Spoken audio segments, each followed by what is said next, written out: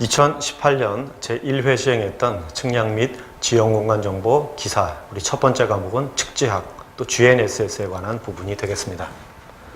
첫 번째 문제는 GNSS의 계통적 오차 중에서 위성에 의해 발생하는 오차를 골라보자. 자, 우리가 계통적 오차를 다른 말로 하면 정오차라고 얘기를 하거든요. 정오차는 오차의 원인을 알고 있습니다. 그렇기 때문에 그 오차의 원인을 제거하게 되면 오차를 없는 상태로 이제 만들 수 있다. 그런데 이 오차의 원인이 한 방향으로 계속 누적이 되기 때문에 누적 오차, 즉 계통적 오차라고 얘기를 하는 겁니다. 여기에 대한 반대말이 우연 오차, 즉 부정 오차가 되겠죠. 부정 오차는 원인을 알 수가 없어요. 그렇기 때문에 확률적인 최소 제곱법이나 확률의 이론에 의해서 우리가 얻게 되는 거죠. 구하게 되는 거죠. 그래서 정오차를 보면 이 정오차의 원인이 무엇이냐라는 걸 우리가 찾으셔야 되겠는데, 오차의 원인이 지금 위성이다라고 얘기를 하고 있습니다. 그러니까 위성을 원인으로 하지 않는 오차 중에 오차를 이제 골라서 위성의 원인을 우리가 찾는 거죠. 다중 경로라고 하는 거는요, 위성을 떠나서 이 경로가 멀티패스, 그래서 경로가 여러 개의 경로로 전달돼서 분산돼서 날아오는 그 신호를 얻기 때문에 오차가 발생하는 거고요. 전리층은 전리층에 의해서 굴절이 발생하는 겁니다. 이것도 역시 위성을 떠나서 이 전파가 굴절이 되는 것 때문에. 안테나 편심 같은 경우는 안테나를 이제 삐딱하게 세우거나 이렇기 때문에 편심에 의해서 정확한 위치를 얻을 수 없는 것. 역시 다 위성을 떠나서 발생하는 오차가 되고요.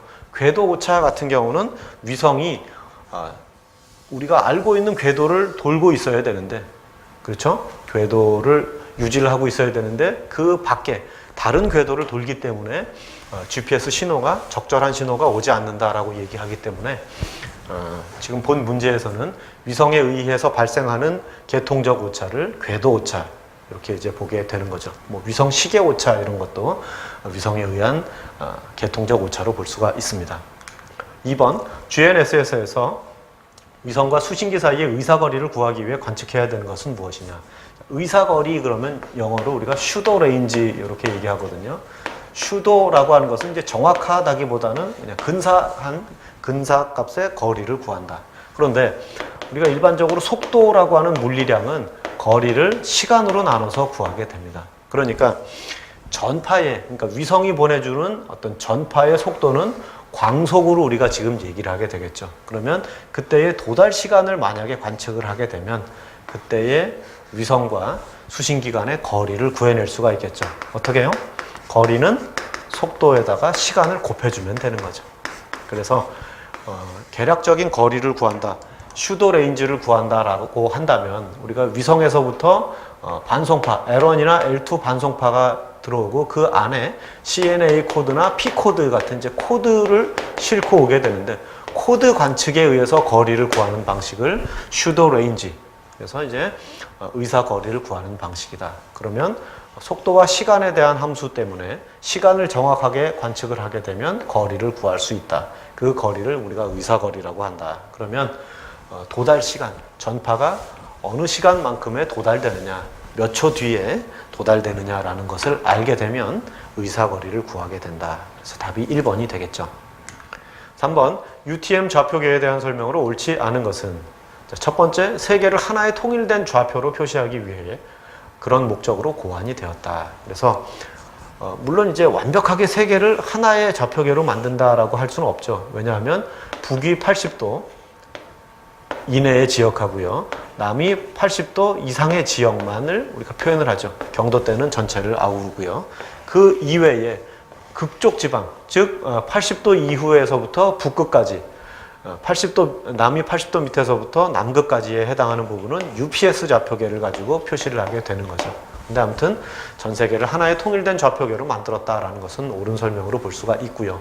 두 번째, 좌표 지역대의 분할을 위해서 위도는 8도 간격. 그래서 이제 적도를 기준으로 80도까지니까 총 적도에서부터 북위로 10개, 남위로 10개, 총 20개의 단계로 끊고요. 그 다음에 경도는 6도씩 총 60개로 구분을 해서 전체 동경 180, 서경 180 합하면 360도가 되죠. 360도 전체를 6도씩 나눠서 60등분을 했다. 위도는 20등분을 했다. 이렇게 이제 표시하는 것, 옳은 설명이 되겠습니다. 중앙 좌우선에서의 축척 개수는 0.9996이다. DM 좌표계의 경우는 중앙 좌우선의 축척 개수를 1로 보게 되겠죠. 우리나라에서는 1로 보고요. 전 세계적으로 이제 하나의 좌표계로 보여주는 UTM의 경우는 0.9996을 쓴다. 4번에 보면 우리나라의 UTM 좌표계는 경도 127도대와 극지방을 좌표계의 원점으로 한다. 아니죠. 그 UTM 같은 경우는 우리가 한 2개 정도를 볼 수가 있는데 51하고 52 정도의 경도대를 보고요. 그렇죠? 횡대로 보고 종대의 경우는 S와 T, S는 맞는 얘기가 되죠. 남한만 따진다면 S 영역으로 보게 되는 거죠. S를 따지는 거는 UTM이 밑에서부터 이제 알파벳으로 위로 이렇게 표시를 하고 서경 180도에서부터 동쪽으로 이렇게 쑥 넘버링 1, 2, 3, 4 넘버링을 해서